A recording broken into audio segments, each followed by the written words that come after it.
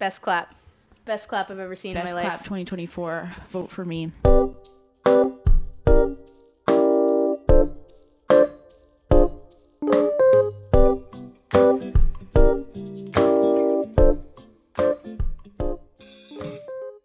Hi everyone, welcome back to Curing My Stage Fright. I'm Julie, and wow, it's Valentine's Day.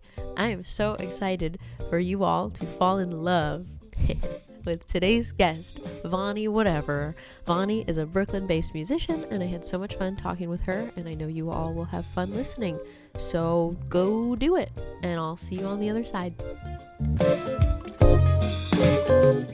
Should I hold on. Let me You get. can do whatever you want. I'm gonna do one of these. Is that okay? Yeah. Do you I think you can twist that to make it tighter as well.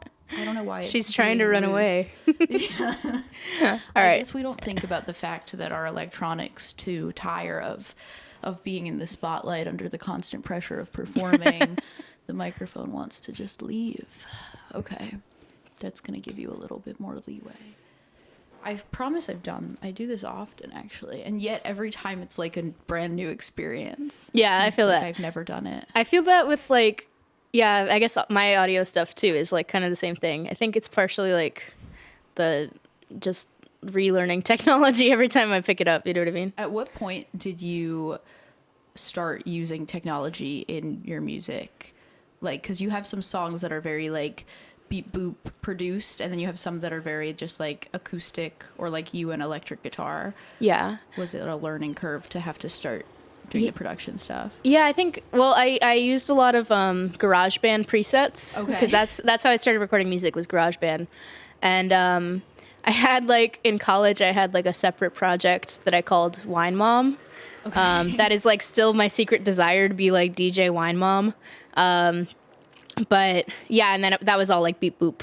Oh, cool. Lo-fi stuff. Okay. And then now I'm trying to kind of incorporate that glitchiness with more acousticy stuff. Okay, very cool. Yeah. What is it, Wine Mom? Wine Mom. Wine Mom. Is Wine Mom available to be heard anywhere still or no? Nope, it's private on SoundCloud. Wow. You can listen to it. I'll send it to you. Yes. Okay, but nobody else gets to listen to it. No, it's a Julie exclusive. But you hope to one day be able to resurrect her. I want her to be a DJ. I want her to moonlight as a DJ. I love that. Yeah. I could see you being an amazing Bushwick DJ. I don't listen to enough music to be a DJ. Any kind of music to be a DJ. Not what even if it's a Vampire Weekend exclusive DJ? Yeah, I could probably do that, but I think that's your thing, right? people might come at me with pitchfork and torches. Yeah, they'd be like, this is not what we want to be hearing. I went to a club on New Year's Eve for maybe an hour in Bushwick, and it was, yeah, you got to have a stamina to be a DJ. Yeah. I learned that night.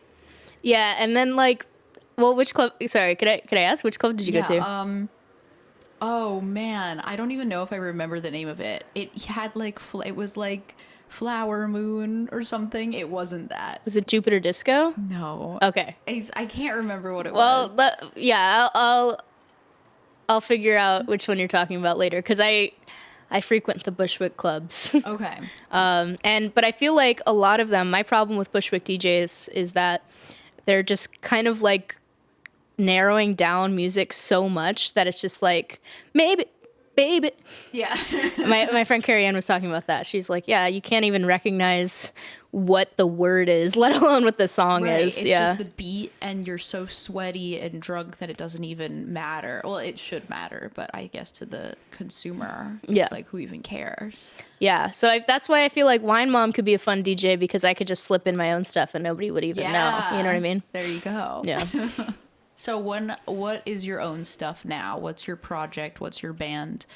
Right now I'm doing Vonnie Whatever.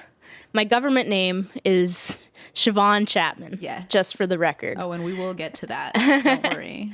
But yeah, I'm doing my own project called Vonnie Whatever, and I'm playing with a band called The Whoever's. Love that. So together we're Vonnie Whatever and The Whoever's. How did Vonnie Whatever come about as your stage name? I kind of had this inside joke with my friends that when I turned 40, they could start calling me Vonnie.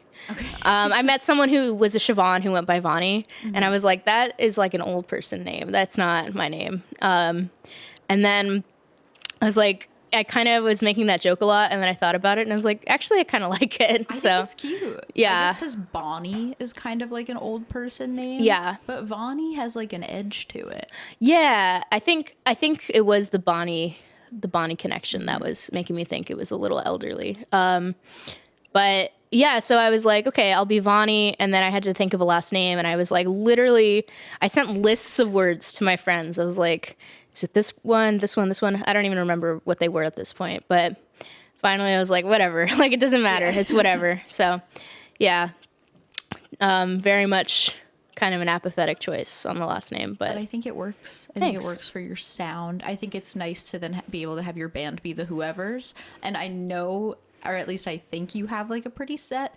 lineup, but it's kind of fun. You could be like the Whoever's, and you could just have a rotating background band with you. Yeah, I like having a set lineup. It's a family band also. Yeah, so it's your brother, your partner, you, and a fourth person. Yeah, our roommate and friend, Carrie Ann. That's so cute. Yeah. How does that work in terms of balance and like and like the, I don't know, is it more nerve-wracking to perform with people that you love and trust and have known for a long time, or is it like way better because you love them and trust them? I think I don't think it's more nerve-wracking. Yeah, I think it's the latter, that I trust them with my baby, my music, and they're all really solid musicians, and so I think that helps a lot too. And honestly, I think the connection of the performance is tighter because we all love and trust each other. And yeah. But sometimes it is funny because like all our band lives together too. So I live with my brother, my partner, and Carrie Ann. Oh my God. And so we'll just like, we have one more roommate. We'll just leave her by herself when we go to band practice. Yeah, so it's like very much like a, I don't know, tight-knit thing. Yeah, that's so cute. I just feel like I know like obviously like there can be issues with like the Fleetwood Mac of it all, with like what happens if something you have to really like trust the person to be involved in your creative processes, and I think that's nice, especially because you guys all are from California, right? Everyone but Phoebe, my partner. Did you meet Phoebe over here, or I met her in California. We went to UCLA together. Yes, and you were in the marching band together. I remember this. Yes. I remember this. And so, but you all like migrated to like. So yeah, here. my brother went to school here. Okay. And then me and Phoebe moved out here, and then our friend Carrie Ann moved out like a year later. And were you all playing music together in California before you came here? No, that's what's interesting about it. We never. I was just kind of like, I wanted to put a show together, and Phoebe's like, "Oh, I want to learn bass. Can we make that happen?" And so Phoebe and I started playing together, and then Theo had some time to play drums, and yeah, it all kind of like organically came about. We weren't really playing music up until like 2 years ago together. Okay. Wow. Yeah. But you all have known each other. Obviously, you and Theo have known each other since Birth. whoever was born first, which I think is you. Theo's older. Okay. But I guess for, however old I am. Yeah. Okay. Do you remember the first performance that you and Phoebe did? Yeah. So this was a really good learning experience. We were like, oh, I'm releasing an EP. Like, let's do a bunch of performances for it. Because like I reached out to like 5 places, and 3 of them got back to me saying I could do a performance there. Ooh. And I was like, oh, I'll just do all 3 performances back to back. Like, my adoring fans who've never heard of me or seen me before will all come to those shows, surely. And so like we did one show at this place called Sovereign Smokehouse, which is like it was an outdoor venue. I think it's gone now. And they had cats living there, which was really cool. Love that. And yeah, Theo got sick for that one. So we used a track for drums. I had like a loop pedal with a track on it. Cool. And then Yeah, and Phoebe and I was literally like, people were trying to talk to me before we went on, and I was like shaking visibly when people were talking to me. I was like fully in the dissociation station. Of course. And then the next show was like the next weekend, and I think one person who I met at an open mic made it out. Okay. So it was like a completely empty room, and I was like, okay. Oh, you mean that was the only person there at all, not just oh man, okay. So, yeah, I think that taught me the hard way that you should really space out your performances. And also, like, playing to an empty room is way more nerve-wracking than playing to a lot of people. Right. And I don't know why. I guess because I'm going to go on a side tangent. Do it. About trying to figure out what that is, because there is something about, like, maybe it's like an energy thing of, like, if you have a bunch of people in a room, it's less it's more attention, but it's also less scrutiny. Maybe if one person is like, well, I guess I came to this show and I'm the only person here and this is my only thing to do, I'm going to be paying attention, and if you mess up, I'm going to hear it and be super critical, whatever. Right. But, like, you'd think it would be less like, oh, it's just like a band practice, but it's not, because the venue is dedicated for you to be the main event, and when you're not the main event and there's one, or when you are the main event but to one person, I don't know what that exactly that is, but it is like there's like, I think it's just that, like, you go into it with like an attitude that, like, oh, I failed, I didn't bring in enough people, or at least that was it for me. Okay. And then also, like, okay, I better put on a good show for this one person who did show up. Yeah, right. And then, yeah, luckily the venue was so small that it actually didn't feel as bad as it sounds, but it was pretty embarrassing. Yeah. So that was our second show together. And then Theo started playing with us after that. Nice. Yeah. Amazing. I love the journey. And was this the first, so, like, playing music as a solo artist / family band, did this predate your marching band era or no? I played by myself for a little while. I'm from Santa Clarita, California. Nice. Shout out. Awesome Town. Is it? That's what they call it. Oh, they call it Awesome Town. They've dubbed themselves Awesome Town. Do you know the Lonely Island? I like the band project thing. Yeah. They have a song, I'm just remembering. It sounds like, I think it's supposed to be like a parody of like a sitcom intro, and they do it about Awesome Town. Oh, perhaps it's an homage to Santa Clarita, it California. could be. I'll have to look into that. Yeah. Maybe I'll sample it or something. Yeah, it's fun. I mean, I actually don't remember if it's funny, but I assume it is because I think that they're very funny. Yeah. And sorry if you disagree with that, but anyway. That's between them and God. If someone disagrees with that, you got to work that one out with the big man. Yeah. No, I think. So Santa Clarita. Yeah, I was just saying. I used to play like open mics and stuff when I was in like a senior in high school. Oh, nice. Okay. And then I started doing like whatever shows I could do at UCLA. Which they didn't actually have like a whole lot of live music opportunities, which is surprising. I feel like, isn't it is USC a big art school? USC is more so, yeah. Gotcha. But UCLA, I think what it was is that it's in, it's like right next to Beverly Hills. Oh. So a lot of the rules around like what you can do there, like sound wise, like even marching band practice, we had to stop. It was like a hard 8 o'clock cutoff. Wow. Because Lucky Beverly you. Hills was like, we don't want to hear you play marching band music, which is fair. Yeah. Very fair. But yeah, so there weren't a lot of venues or anything around there. Wow. Yeah. Okay. And did you do marching band in high school as well? Yeah, I did marching band. Actually, I think I kind of started in middle school. They had like a little drumline club thing. Oh, that's so cute. Yeah. And you were a drummer. Mm-hmm. Yeah. Tenor drums. Am I remembering correctly? Yeah. Okay, great. Great memory. I love that. Well, I get so excited when I meet marching band people because it was such a big part of my life, and I like did it in high school. I did extracurricular stuff in college. I've taught indoor percussion for years, and this is the first year in like 6 years that I'm not doing it.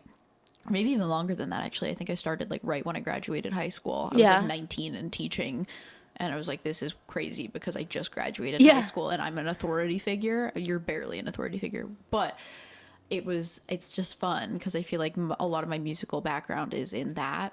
which is like such a different world from the singer-songwriter playing open mics, writing your own music. Yeah. And it's like, I don't know, the rigidity of marching band is like the only thing I feel like I really know.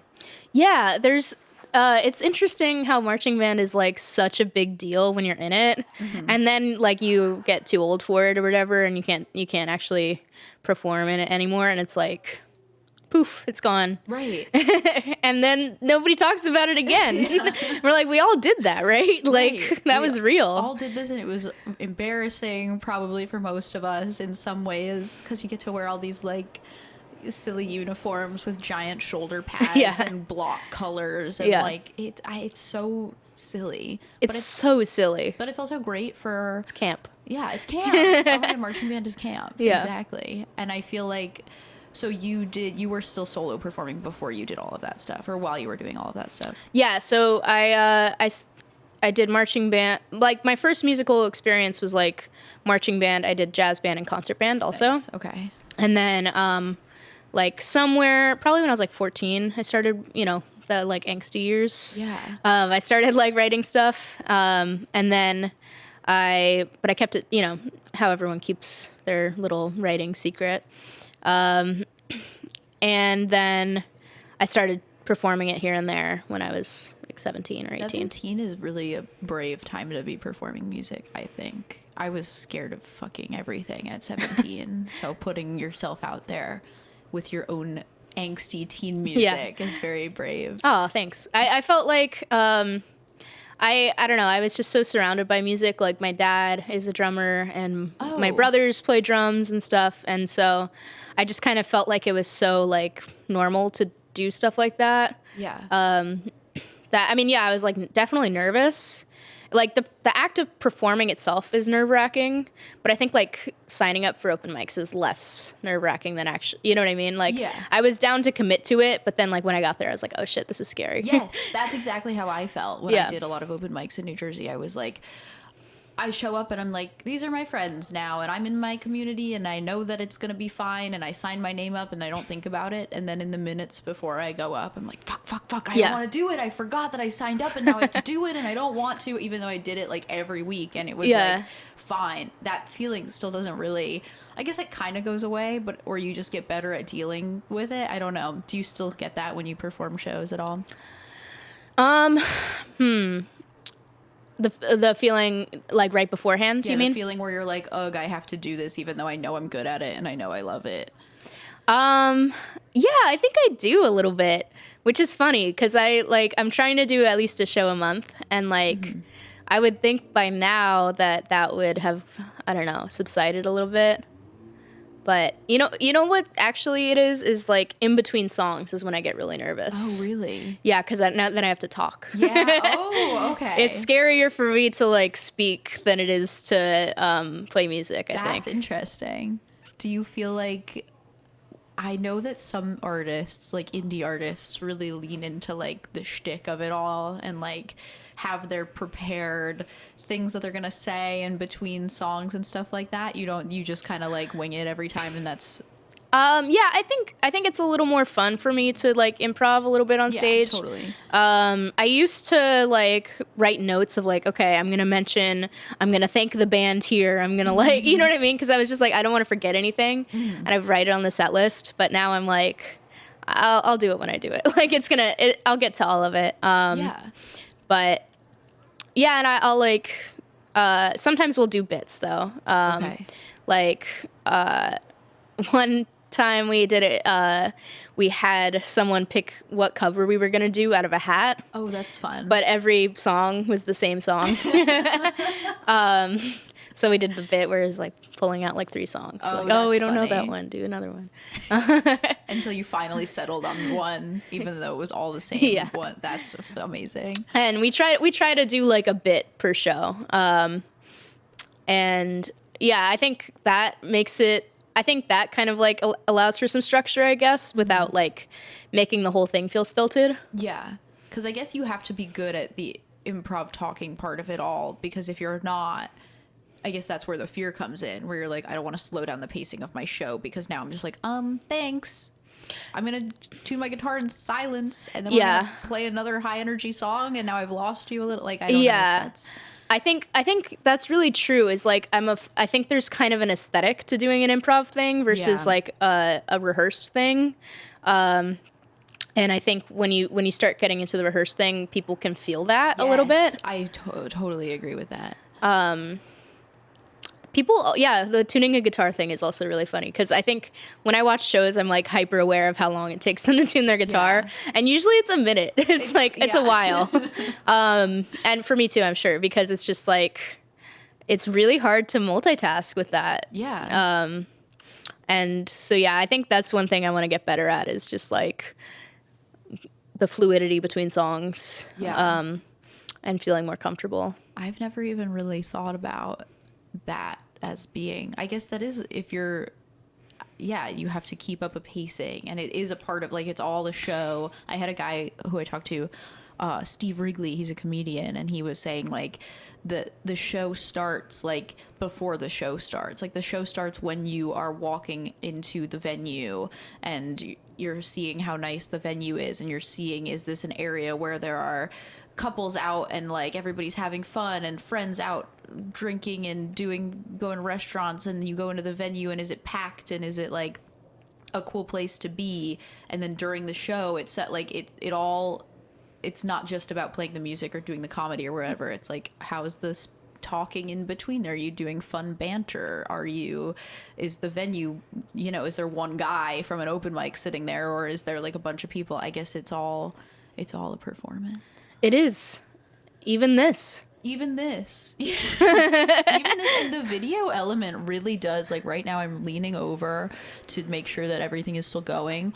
I got this interface recently and it's one of the ones that you have to plug into the wall. It's like the 18 i8, and I had the 2i2, which was just, you could just plug into the computer, and now I'm like, if that power cord falls out of the wall, I'm gonna die. Like, and I have to worry about it now. In the video, I have to worry about like making sure that the video is going, and also that I don't look silly on the video, and that you don't look silly on the video, and that I'm not There's no taking controlling too many that. pauses because I can't edit them out because I don't know how to edit the video in a seamless enough way yet. And it is, I don't know. As much as it's like, a we're ton having of a conversation. We're also not just having a conversation, right. And I think part of it too, like even the tuning thing, right? It's not just two tasks. It's like observing the crowd, seeing how they're doing, right? Like just thinking about the next song, maybe thinking about when you're gonna talk about your merch, and like just thinking about who you're gonna talk to after the show, and what you're gonna say to them, and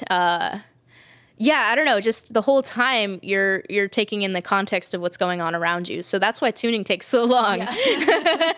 It's because it's not just that you're tuning and talking. You're like also thinking about every single thing that's happening around you. Wow. Yeah. I never even thought about it like that. And also if you have like a pedal board set up or something, I've seen people where they have like they're constantly like touching shit with their feet, and like that's a whole nother layer to it. And then what happens if I accidentally leave the delay on and the song isn't I don't know. There's just so much. I would be a terrible guitarist for all of these reasons. No. I don't know how to tune. Well, what do you play when you write songs? Do you play piano? Ukulele, and cool. I have my mallet station, but you wouldn't know because it's covered in things right now. I haven't used it in like months, but I try to write on that. I just got a little MIDI keyboard. Cool. Like a little Akai, or? I guess so. I don't know what it is. It's like MK something. Cool. And it's a MIDI keyboard. I traded it. I traded Sam that keyboard and that stand that you're using, which I basically don't even really need because you're holding it anyway, for my nice Rode clip-on desk mount microphone stand that I wasn't really using. So good deal. Except I haven't used the fucking keyboard yet, so maybe not that good of a deal. No, you'll end up using it, I'm sure. Especially because you're probably going to have a lot of percussion in your stuff, right? For sure. Yeah, that MIDI keyboards are really good for that because you can perform the percussion. It's like... Yeah. Yeah. I got to learn how to do that. I want to get a drum machine and fuck around with that. But I also barely know how to use, like, we were talking about Ableton for podcast editing. It's like, I don't really know how to use it. I know how to do Command E to cut clips. That's all you need, right? That's all you need. Yeah. I was going to ask you something about... shit. It's gone. It's gone. I have no questions for you.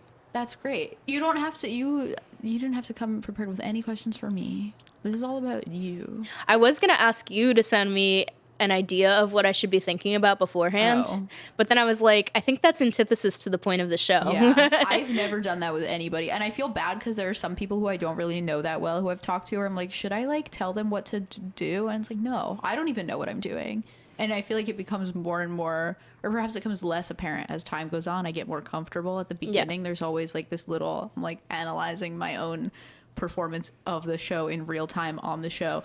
It's like there's a little bit of a like, do I just ask generic interview questions? And it's like as it goes, I become more conversational. The pacing gets more clear. Yeah. It's the same with like being on stage. It's like you kind of get more comfortable with your audience and like feel out the timing of things a little bit better. Yeah. Yeah. I love that. Which is like, I think that's my favorite part of performing is like the, I don't know, it just feels like such a group activity. Yeah.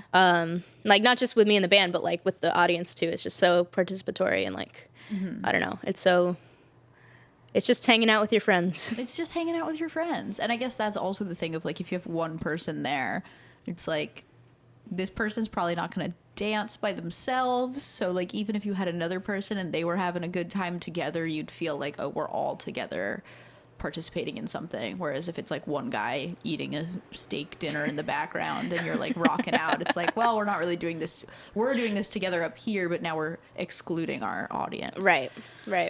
Yeah, there are like certain venues that I like won't reach out to because I know that they like are sit down and like have like a more restaurant vibe. Yeah. I'm like, they're not gonna want me there. Have you performed in places like that before ever? Or you already know it's like not the place for trying you? to remember. I don't think I'm about to perform at a place that is sit down. Oh, you know what? There is one place. I played at Rockwood Stage 3. I've been to. I thought there were only 2 stages. There's a secret third one. A secret third one. Yeah, so there's stage 1, It's and underground. that's yeah. No, it literally is. It's in the basement. Are you serious? Yeah. That's amazing. There's stage 1, which is like the one that everyone pretty much knows.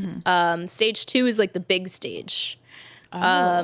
But I thought stage 3 was the big stage going into the show, right? Okay. I didn't do my research at all. And so I just like, we put together a set that was like super high energy. Yeah. And then we get down there and it's all like seated. Yeah. And in like a basement. And it's all like intimate feeling. Oh, no. And we were just like, there's like a song we have called This Song Counts as Representation. And people are like supposed to mosh to it. It's like, that's the kind of vibe of the song. And we played that one, and it was just like, people were kind of like, they weren't covering their ears, but I could tell they were uncomfortable with the volume level. And I was like, oh God, we should have researched which stage this was. Yeah. But also, not to trash talk New York venues, in case any New York venues ever hear this, shouldn't they also be aware of the music that they're booking? I have a huge amount of beef at the moment with New York venues because I feel like Brooklyn's a lot better actually than Manhattan. A particular one? Not necessarily a particular one. Well, kind of, yeah. Arlene's Grocery. I went there to see Danny Ritz. Yeah. And the people that he played with, I cannot remember off the top of my head who it was with him, but I saw him. He's a great, wonderful, great performer. Yeah. I'm talking about stage presence. This guy has it. And also a great voice, great guitar. Yeah. I love his tiny nylon string guitar. Yeah. But I went and saw him, and I was with Sam and a couple other people from your program came, and it was very nice, and it was well attended, and everybody enjoyed it. And then the next act on was like these really like hardcore people, and they were probably good, but I was like, this is not what I came here for. And people were, I felt bad, but people were like leaving during it. And I was like, should the venue or the person booking it not have the wherewithal to know what acts to put together? Like, it shouldn't just be on you to be like, can I perform here? I feel like Rockwood Stage 3 should have been like, maybe you would be best suited for Rockwood Stage 2 on these days versus like, I know what your sound is like and this is not suited for that. Right. And I think though, like a booking person's dream for, or what are they called? Like talent buyer or something. The people who do the venue booking, they want you to just come in with a bill. Yeah. And like, I feel like anytime I don't come with a bill, I'm almost punished for that. You should come in with a The bill? artist comes in with the bill Really? set up. That's what they hope for, But okay. even though that's their job. So you as an individual, so you're playing a show at Brooklyn Made on Friday, February 23rd. I am playing a show at- 2 other artists. Mare, Shout out Mare. and Oxymoron. Oxymoron, shout out. I don't know that person. Mare is amazing. I'm sure this other person is amazing. Super good. But you know them already, so you were able to put that bill together, Yeah. I assume. And Yeah. you yourself did that. Okay. But let's say you yourself wanted to play a show somewhere and you said, I want to play a show.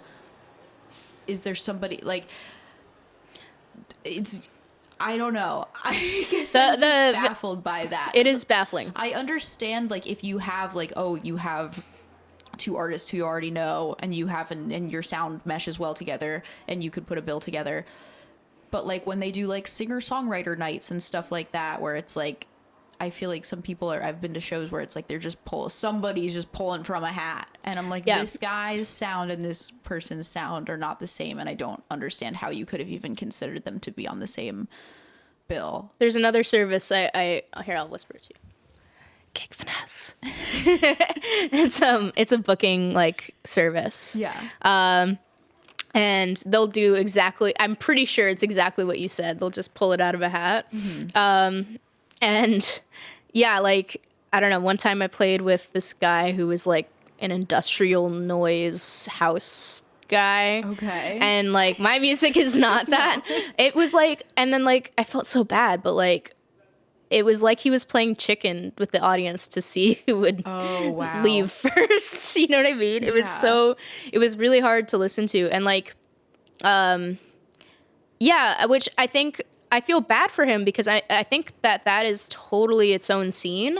And like, he could probably like do really well at a show that is like tailored to that kind of sound. This is in Brooklyn? This is in Brooklyn. So there's, I'm sure, plenty of industrial house people in Brooklyn. Like you could walk down this street and find 2 people who would be like, yeah, I do that music. Like it's not like we have a shortage of specific genre artists in New York City. Right. So like, I don't know. I mean, I think what it is probably that they just get like a ton of new artists reaching out.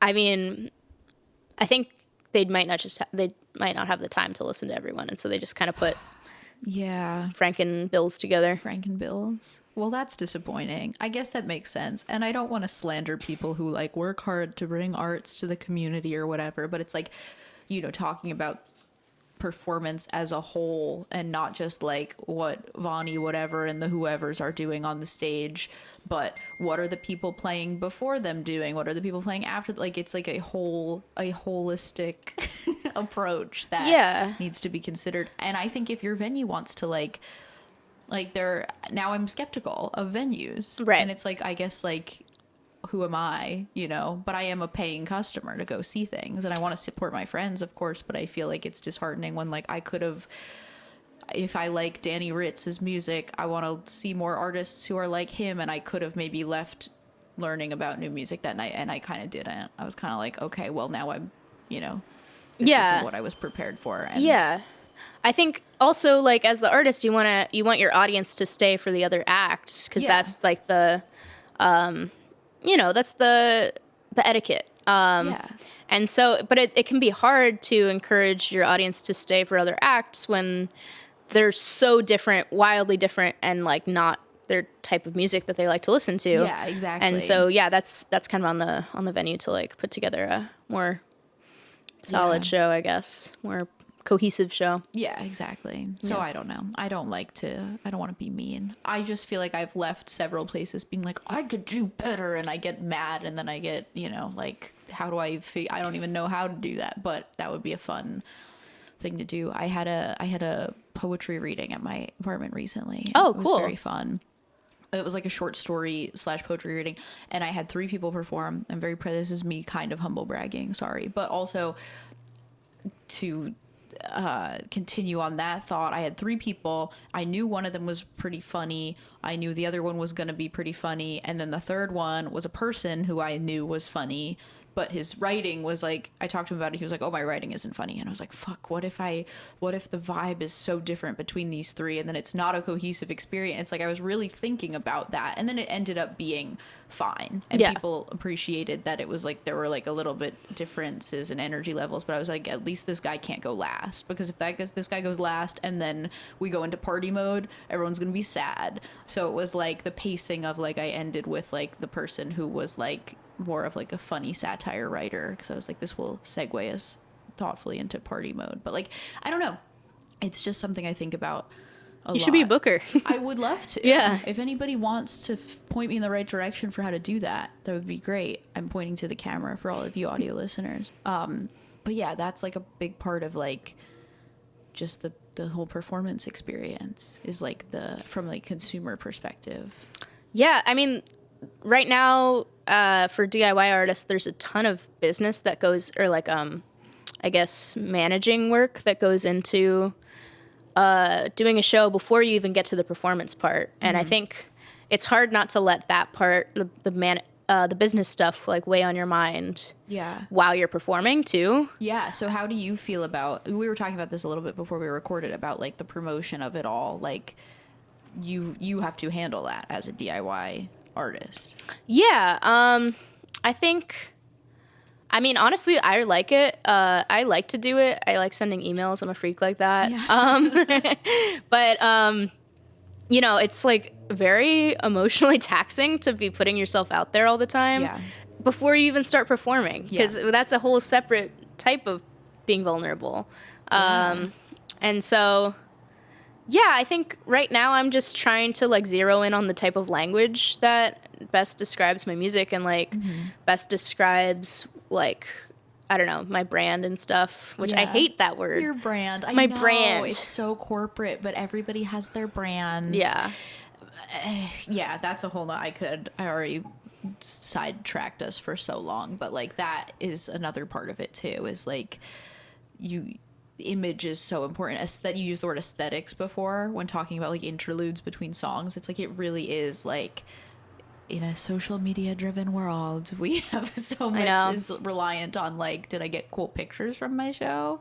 Did I like, there's so much of that doesn't even have anything to do with what you're trying to say with your music. Yeah. And like, you have to think about, like you said, like, you were talking about, did I get cool pictures? Like, you have to think about hiring photographers, videographers. Yeah. Like, it honestly costs so much money to like be able to promote yourself.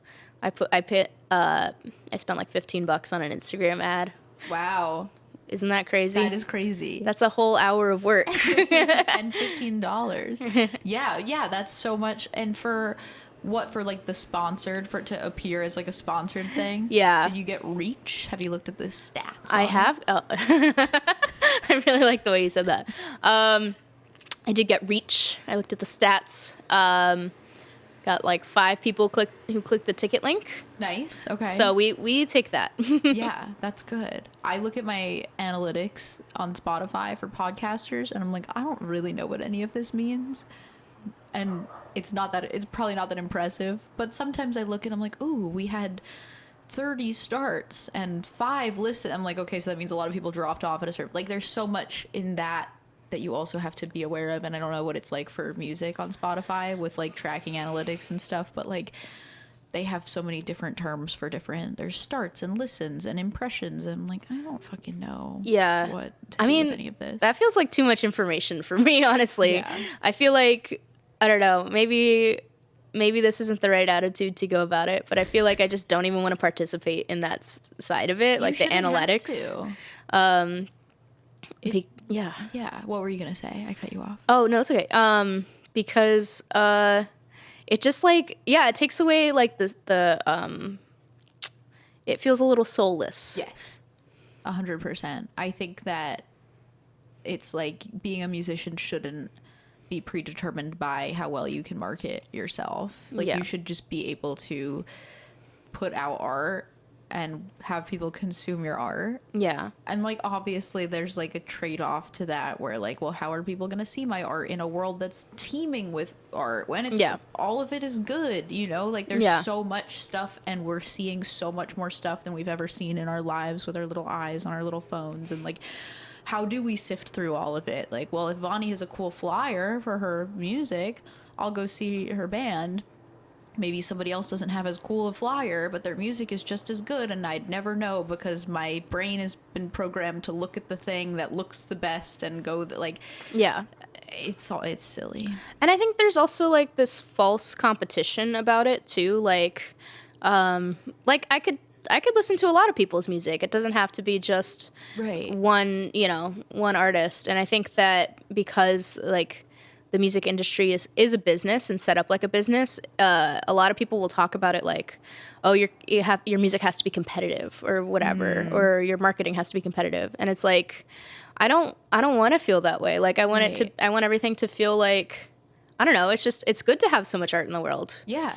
And you're right, there's no limit to how much of it we can consume. I guess the limit is like when we die, but we can consume different art and new music every day until we die. Yeah. And it doesn't have to be like who's better, who's worse, who do I want to spend more of my time. Like you'll obviously naturally gravitate towards things that you like and don't like, but like it doesn't have to be like you can only like these 5 things and ignore the rest. Like, yeah. Yeah, it bums I'm sure probably every musician feels this way, but the commodification of music is just so sad. It's like it just takes away the feeling from the music, I think. It just makes it robotic.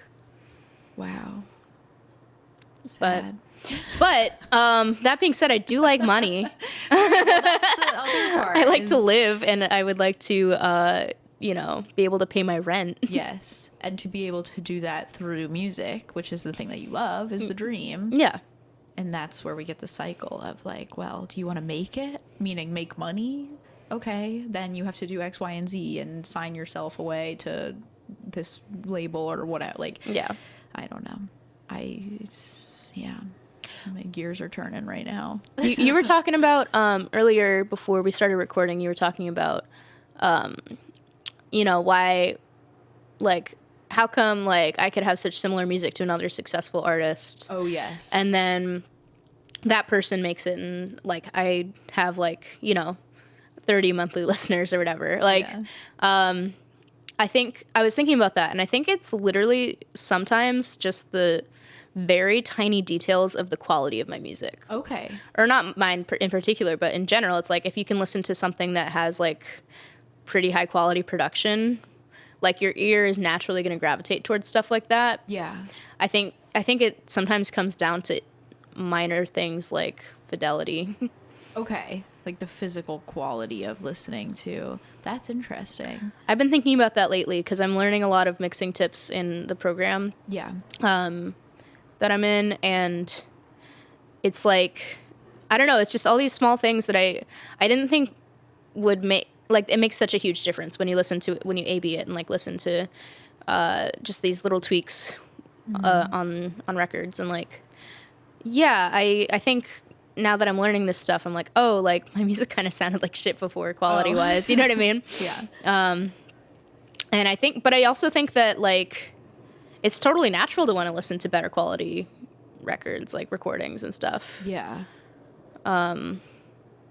That makes sense. I do feel like also though to kind of, well, I was going to counterpoint that and say that like with like lo-fi music being such a big thing now, I feel like people almost mind less, but I think that what I'm thinking of is more of like, again, the aesthetic thing of lo-fi versus like actually being recorded with like a worse microphone and not having like reverb or whatever. I don't know about mixing, but I think that like you said, we're just saying like there's like an aesthetic of lo-fi that is very intentionally done in a way that still sounds good. Yes, like the actual quality is still good, but there's like effects on it that make it sound like it's not actually like low fidelity necessarily, right? Yeah. It's like, oh, it sounds like it's underwater, but that's on purpose because I put 15 effects on it or Yeah, whatever. exactly. I don't know if that makes sense from a mixing perspective. Totally, yeah. I'm still learning I've started to use compressors. Ooh, So we're making progress. you and me both. But that's about it. So it's a learning experience, and we're all going through it together. How long has it been? Oh, this is great. Would you like to play a game that I've prepared? Yeah. Okay, it's not. No, I'm not gonna sell myself short. I love that. Please don't. The game is called. Okay, so we talked about this earlier. I don't want you to look at that if that's okay. Oh, sorry. Sorry, no, it's okay. I just don't want you to know the answers.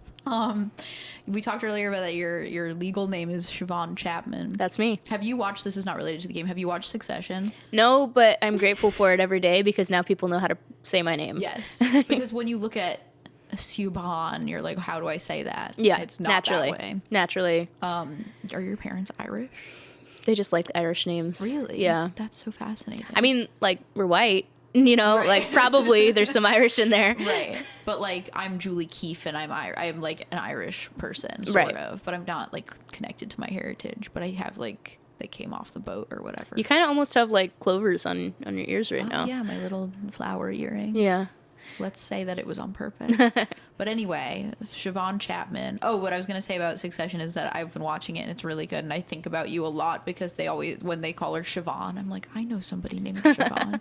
But then they call her Shiv as a nickname. And I'm like, I think that's on purpose because it's like a knife or Right. whatever. But like, I was like, Vonnie's a way cooler abbreviation of that name. People have tried to call me Shiv, and I nipped that in the bud. Yeah. I'm like, we're not doing that. You're It's not a Shiv. way too aggressive. Yeah. But anyway, I wanted to play a game that I prepared. It's called Siobhan Chapman or Siobhan Chapman. So I'm going to read you a quote, and you are going to tell me if it was said by, about, or attributed to Siobhan Chapman, Brooklyn-based musician, or Siobhan Chapman, English professor at the University of Liverpool. Are you I ready? love that. Okay, Yeah, let's great. do it. Okay, great. So we've got the first quote is... I make jangly indie rock with a silly amount of percussion, cooking up some new songs right now, in fact. Let me think about that one. Think about it. That's a tough one. No, I think Siobhan Chapman, musician, said that. Ding, ding, ding. And that's pulled right from vonniewhatever.com for anybody who wants to go there. I love your website. I was like, has this been updated recently? And I checked and it has. And I love that you just have it laid out in it's just go to it, everybody. I don't even need to explain it. Just go look at it if you're like, what the fuck is she talking about?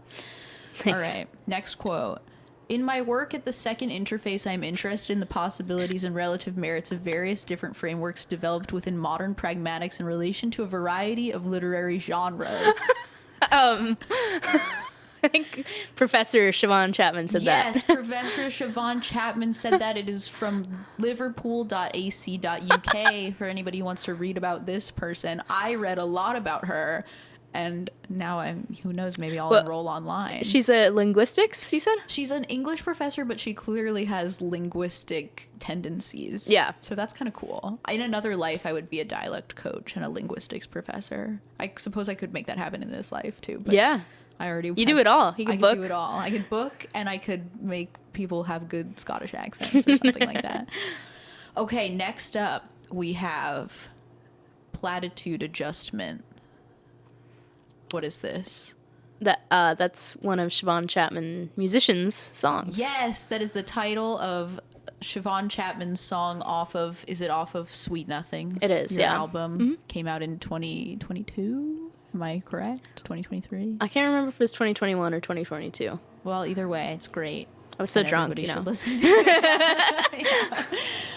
Okay, awesome. Yes, that's the title of a Siobhan Chapman song. And now we have... I don't know how it is best to put this thing down. Uncooperative narration in Ford Maddox Ford's The Good Soldier. I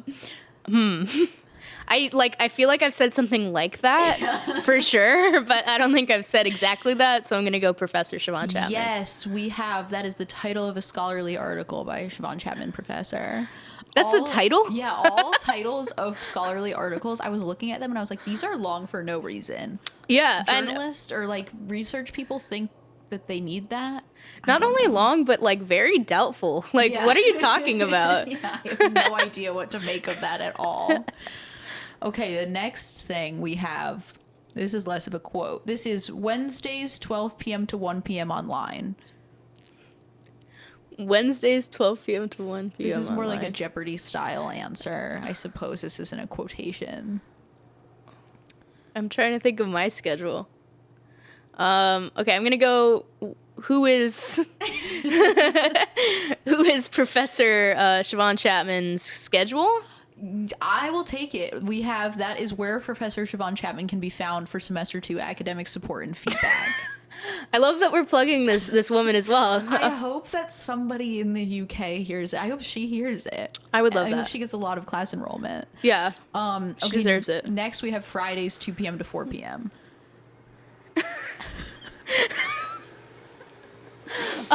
Is that my mixing class? Yes, it is. This is where Siobhan Chapman, musician, can be found in what I believe is called Mixing for the Producer. That's right. Okay, I had to go on the website to look up that one because Sam didn't answer my text fast enough.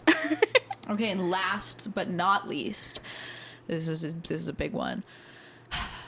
Siobhan and her friends found my wallet and speaker on the ground, which had fallen from my bike earlier that day, and immediately reached out through Facebook to let me know. Not only did they contact me right away, but they even drove back to my house to drop both items off. I'm not sure how many people would do the same, but it was certainly an act of kindness I won't forget. This is a trick question. This is Tom Haslam. Yes. And I am so glad that somebody has seen that, because I was really when he first put for context, this man, we found his wallet and we brought it to him, my friends and I, and he was like, you know what I'm gonna do? I'm gonna give you a glowing LinkedIn recommendation. We're like, and he also like got us dinner. That's he like gave us wonderful. money for dinner, which was really cool. But I was like, oh my God, I wonder if I'm going to get a job from this. Yeah, did you get a job from this? No. Oh, I don't damn it, think Tom. anybody looks at those. Well, I looked at it. I mean, I guess not, doesn't matter because I'm not an employer, but this was a LinkedIn review that somebody left in September 2020. Glowing. It was so nice. It was so nice. That's the way that LinkedIn should be used, in my opinion. Yeah. Just to like review people's character. Yeah, that was like very real, like networking, community building. Yeah. Yeah. And here we are now. Hopefully he's doing well. I saw that you guys worked at the same company, but not at the same time or something. It tells you the connection between you and Tom Haslam, which is you worked for the same organization at different locations or different times. Who knows? You did or me? You and Tom. Wait, maybe it meant me. No, I think it meant the two of you. I'll have to go back and We'll check. have to do a LinkedIn deep dive after this.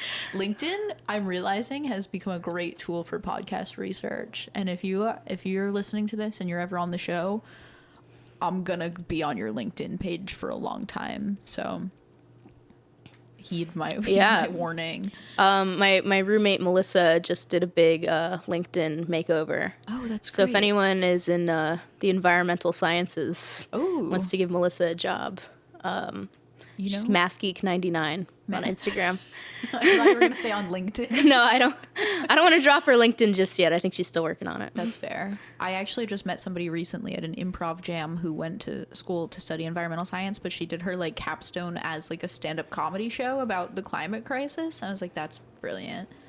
I have to find her again. What, like, how do you do stand-up on the climate crisis? Was it funny? I guess I haven't watched it. She seems pretty funny though, but I think it was about like it was like a stand-up special style that I assume incorporated like facts about it. I don't know. It sounded interesting. very interesting how she was able to incorporate comedy and environmental studies. Yeah. So I'll have to touch base with her. Yeah, but totally. Perhaps she has leads on employment. All right, let's get Melissa a job.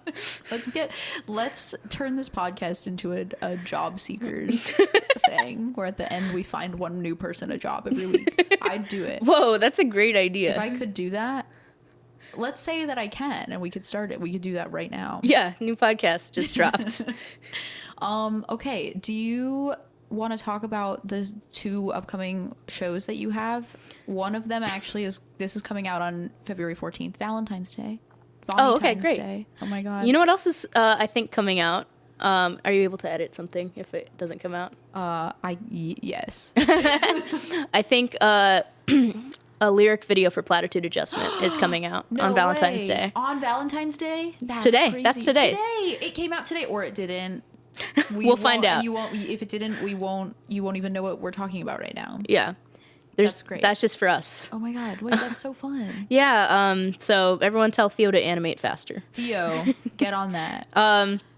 But yeah, so tomorrow, February 15th, if you're listening to this on release, the day that this came out, February 15th. February 15th, I'm playing at Pink Frog Cafe with Carrie Ann is playing keys. Nice. And it's just really stripped down. It's literally just the two of us playing kind of more acoustic style songs from our set. We did just different arrangements of it. Cool. And then the biggest show. Biggest show. February 23rd, we're playing at Brooklyn Made.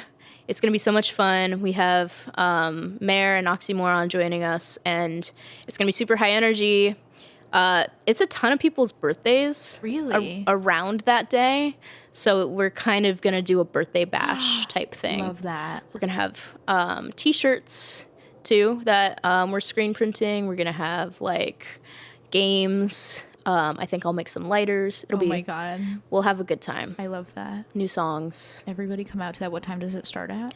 Doors are at 8 p.m. Nice. Stores at 8. Easy. And you can head over to my website to find the ticket link. Very good. vonniewhatever.com. vonniewhatever.com. Is there any other places that people can find you and your music? Yeah, I'm pretty much anywhere you listen to music, because DistroKid puts me everywhere. So yeah, Spotify, Apple Music, all that stuff. And then I'm on Instagram and TikTok at vonniewhatever. Amazing. Okay, that's where we did it. We did it. Done. Congratulations. Woo! And That's thank you. in case you missed the first clap to Yes. sync it. Now you have a new one. Thank you all so much for tuning in. If you're in New York, please go see Vonnie play live at Brooklyn Made, February 23rd. It's going to be so fun. And as always, music is by Sam Levine and art is by Kelly King. All right. Happy Valentine's Day. Go tell someone you love them, and I'll see you in the next one.